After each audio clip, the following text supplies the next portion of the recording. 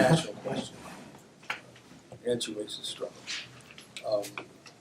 It's an inexhaustible issue. It is an inexhaustible problem. I don't know what comrades' expectations of the class are, what they want. Some comrades may want to discuss the black question, the history of the black struggle, which is completely understandable and legitimate, the indigenous struggle, the struggle of Latinx people, stealing of their land, how U.S. imperialism built itself based on slavery and ripping off people,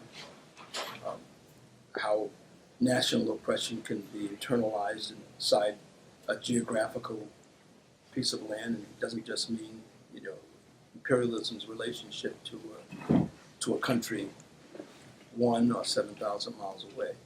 And also, some comrades may be interested in the ideological struggles that went on at a certain period in the communist movement.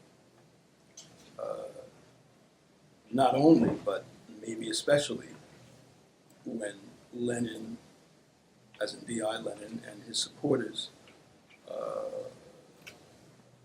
after the revolution, began really discussing the national question and the need to forge alliances with oppressed people fighting for national liberation in colonized countries.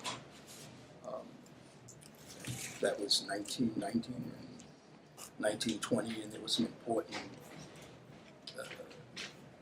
party congresses or international congresses about that.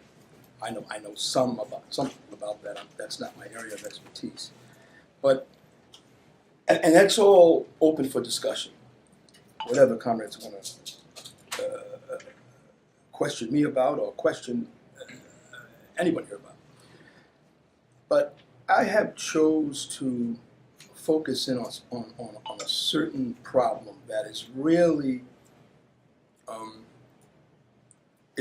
considered or identified in relationship to the problems of the working class movement and revolutionary communist and socialist parties' difficulty in embracing the struggle of oppressed people for self-determination or against racism.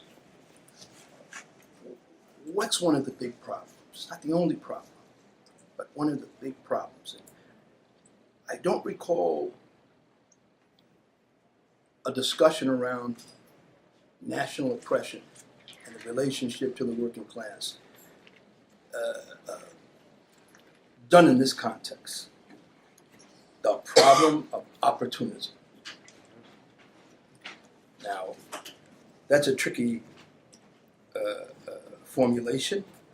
It's open to interpretation, and indeed it has been interpreted in different ways. My definition of it, from the point of view of revolutionary Leninism, is this. When the working class movement, be it the labor movement, but especially parties who consider themselves vanguard organizations, communist and socialist parties, revolutionary parties, parties that are fighting for socialism, some level and some basis, when they act in a way that serves the interests of a small section of the working class, because that's who they're concerned with, but what they're doing is not in the interest, or may not be in the interest, of a much broader section of the working class, including, in this discussion, oppressed people. There are a couple of things I could say. Maybe I'll say a little bit more about opportunism, where the crisis or the developments that actually gave more meaning to the term, and that is the breakup of the Second International. Are comrades familiar with that to one extent or another? Because I don't want to go into it too. The Second International broke up before and during the First Imperialist World War. And what was the basis of the breakup? Parties that considered themselves socialists in Europe Germany, France, Britain, other countries. They had to take a position. Were they going to support their bourgeoisie in the war? Or were they going to oppose it, which was a revolutionary position? And some of these parties were big parties. Some of these parties held seats in parliament, had considerable influence. But that considerable influence became a problem for some of them. Because guess what? Some of their workers were patriotic, and supported the bourgeoisie and brought all the propaganda. This is defense of the fatherland, and we're fighting these people who want to do harm to us, and this is the reason why we got to ally with these other imperialist countries. And the socialist parties that broke with the revolutionary parties were the parties that said, we're not going to fight the workers on this. And the war will be short, and forget about it. It's not an important issue. Basically they caved in and supported their imperialists. This was, a consummate defining act of opportunism.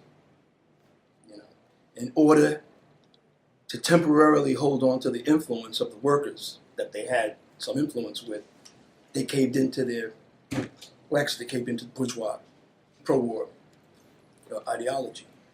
But that had something to do with the national question. We're going to get there. Now, when Lenin and his supporters, the most revolutionary elements, both in the Second International and in the new Third International, that was born around the same time as the Russian Revolution, when they said that the working class movement, the communist movement, must support the national liberation struggles of colonized people, and not just in statements, but must find practical ways to aid it, and also must try to rally the working class in the oppressor countries on this question. When you open up a discussion like that, sometimes in a group of communists and socialists who have some historical information, they'll want to recite, comrade this said that, comrade this said that, and that's interesting. But if you really want to know what the problem was, it was the same problem, with the socialist parties who caved into the war. What Lenin and his supporters were directing the revolutionary parties to do was to go amongst their working class and say, you must stand, mostly with the people of the Middle East and Asia, and to a certain extent with Africa, because World War II was a fight to carve up the Middle East and Asia and Africa. Some say primarily the Middle East. I think that argument would win, but other parts of Asia and Africa were part of it too. It was a struggle between the imperialists to carve up colonized countries, to rip off. These working class parties would say, well, there are some workers who understand that's great. We should be with the oppressed people, right on, There are others who don't know a damn thing about it and don't seem to be interested in it. There are some workers who say, well, wait a second, don't we want to control these people? Because we can rip them off, and rob their natural resources and use their labor. And, my ruling class, they didn't say it that way, my ruling class will get richer, so that means somehow I'll get richer, And then there was some who said, hey, I don't care what happens to those people because they're uncivilized savages, and we're not even sure whether they're completely human.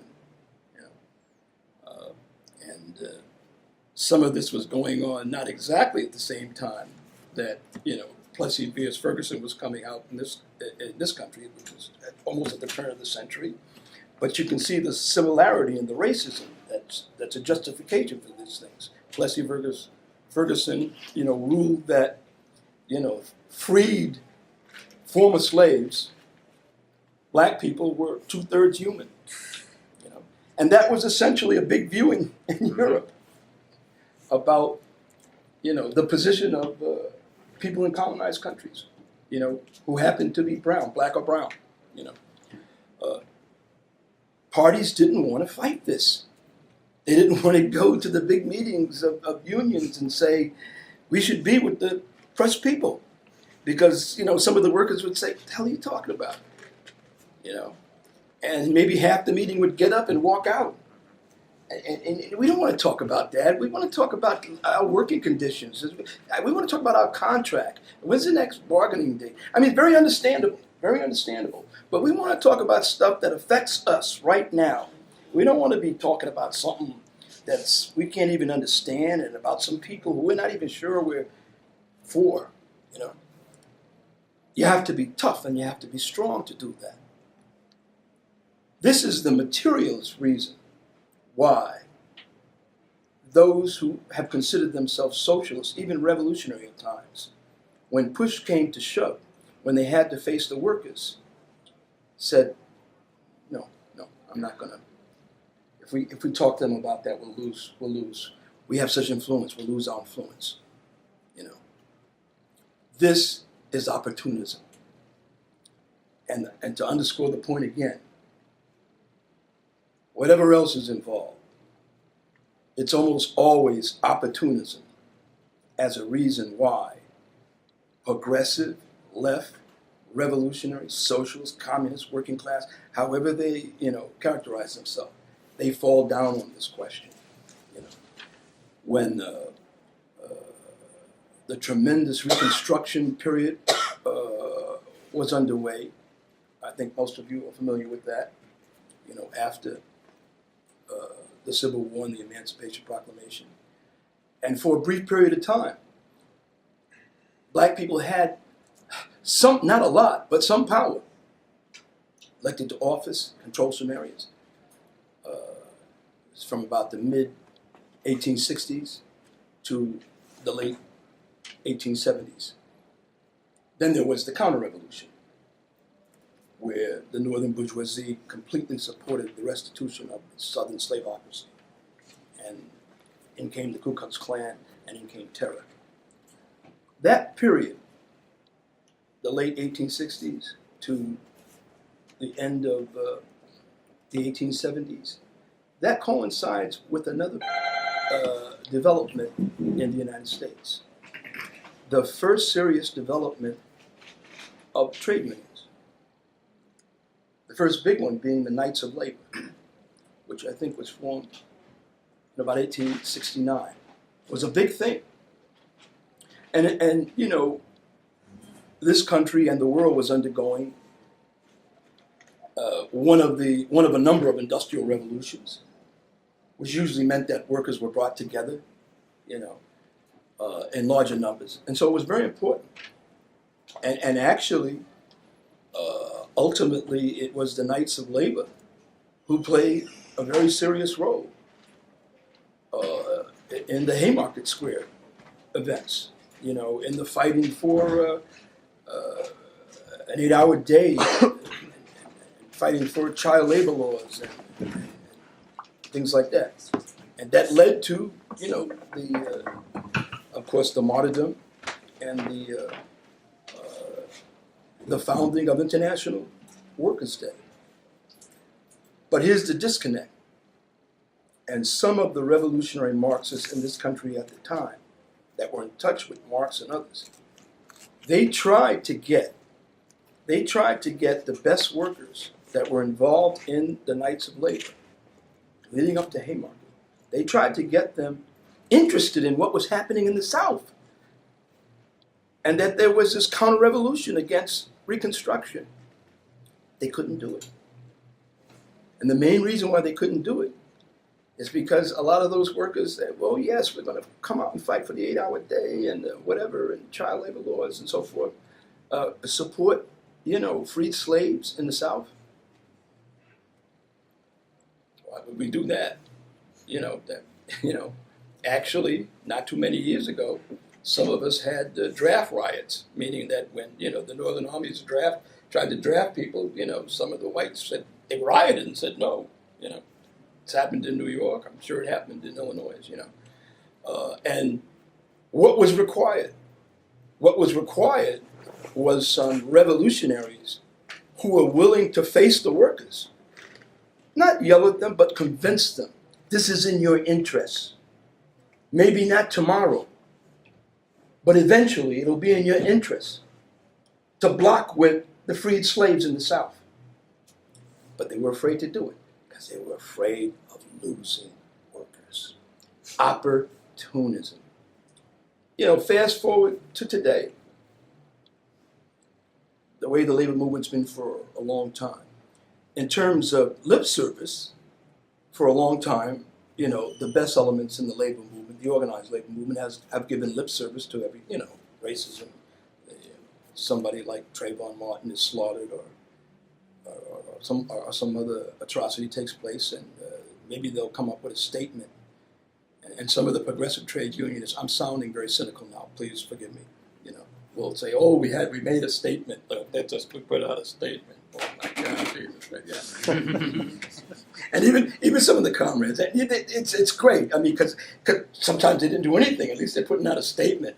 And they'll say, at least my union put out a statement. We are against this lynching, But why didn't they all get together at an emergency meeting? I'm talking about the labor leaders and say, this is part of our class. Whatever we think about this part of our class, let's just be pragmatic. Sooner or later, if we don't take an interest in it, there's a good chance that the ruling class is going to use that part of our class against us, because that's usually what happens. It says, we're not just going to put out a statement, we're going to have a labor march against racism. That's right. We're going to have a labor march for justice for, you name it, any of the victims,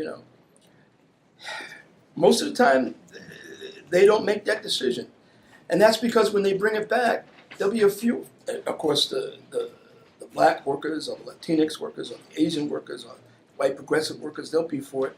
But a lot of the workers will say, I don't know if I want to spend my money on that. That's nice. I'm for the statement. Can we move on to, what about our contract? What are they trying to take away from us? Very important stuff. But opportunism is about coming back to like a narrow, kind of selfish perspective. We just want to be concerned with what's in our immediate interest tomorrow. And anything that's bigger than that, that's about solidarity with some other section of our class that's removed culturally, racially, geographically, forget about it. It's a bridge too far, And it doesn't just, it's not just a problem for the struggle against racism. It's a problem for, I think, all struggles against oppression. I mean, imagine, there's a meeting and it's mostly older workers, who are products of their generation, that Marxist axiom, being determines consciousness, all their attitudes about women, about everything, And we accept that as Marxists. And they're sitting around a table like this. And there's some young people there. And maybe a young person is moderating the meeting, whatever the meeting's on. And this young person is very advanced in terms of the struggle against patriarchy and how gender liberation is part of that. And that young person who's chairing the meeting says, I'd like people to use their gender pronouns, And I'm sitting there, and I know what this is about. I've learned about this. I've learned about the importance of gender pronouns. But as we go around the room, the workers who either don't know about it, or some who know about it and who are like, what the hell is that? I am who I am. I don't know. And we've seen this even at our own meetings. Some it's ignorance, and some it's almost like a rebellion. I don't want to do that, And, 7 or 8 workers, my friends, Larry Holmes' friends, they Joe Schmidt, whatever. And it comes to me, and I'm thinking, I know these people, they're my friends. What should I do? and I give in, and I don't address the gender pronoun. Why? Because I didn't want to alienate myself. I didn't want to alienate myself. I made this decision, and I chickened out. You know, opportunism, small form of opportunism, because it was more comfortable, it was more easier. So I didn't have to. So after the meeting, I didn't have to argue with somebody in the hallway who said, "Why'd you do that?" Which should be a perfect opportunity to educate somebody, which is the whole challenge of being revolutionary. Duh, you know. Let me see. Is there anything I missed? Unfortunately, I think this problem of opportunism, big, medium, and small, is an enormous problem today in the movement. It's an enormous problem. It's the reason why I know a lot of Black Lives Matter activists, when you talk to them about the labor movement, they look at you like, what labor movement? There's a labor movement that has something to do with me? Could you please point out something that happened that they did that, you know, because as far as I'm concerned, we're isolated. The cops are beating us up in the street, we're going to jail, and I don't see the labor movement except, a statement. Yes, that's very good. You know, it's a reason why there's such cynicism, and in some instances, outright hostility and dismissal. You know, they're just in the pocket of the Democratic Party. It's the reason why, this is where it gets heavy. It's the reason why the fact that revolutionary working class organizations and unions and the working class movement have not been strong on the anti-racist struggle, on the right to self-determination, on women's oppression, on gender liberation. The fact that they haven't been strong has handed these issues over to the bourgeoisie and the liberal bourgeoisie. And some complain, well, that's just a liberal issue, that's just a petty bourgeois issue, and that's just, see how the Democrats use it. That's because the movement handed it over to them. See? Had the movement been stronger, had the movement been revolutionary and righteous as it should be, it would have been more difficult for the bourgeoisie and the petty bourgeoisie to claim these issues. And this is a big part of this struggle over, identity politics. You see, I know a lot about this, but I think I'll stop there. Right now, one of the biggest things that should worry us, and it's another huge form of opportunism and how it's really harming the working class on a global scale. Trumpism, neo-fascism, which is not just here, it's all over the world. It's big in Europe, France, growing in Germany, other places. What is one of the biggest ways it's dividing the working class? It's dividing the workers against immigrants. And by the way, the immigrant working class is probably the largest, the fastest growing section of the working class. People who are just forced, either for economic reasons, either for violence, or for war, to go someplace else. It's the largest section of the working class. So it's not going away. This will be the issue when capitalism falls down. This is the biggest issue that the imperialists are using to divide the working class. And a lot of the working class is falling for it. And what are the labor unions doing? The best ones, lip service, maybe some support to some progressive legislation that's not really all that good, but just a little bit better than throwing everybody in jail, and separating them from their children,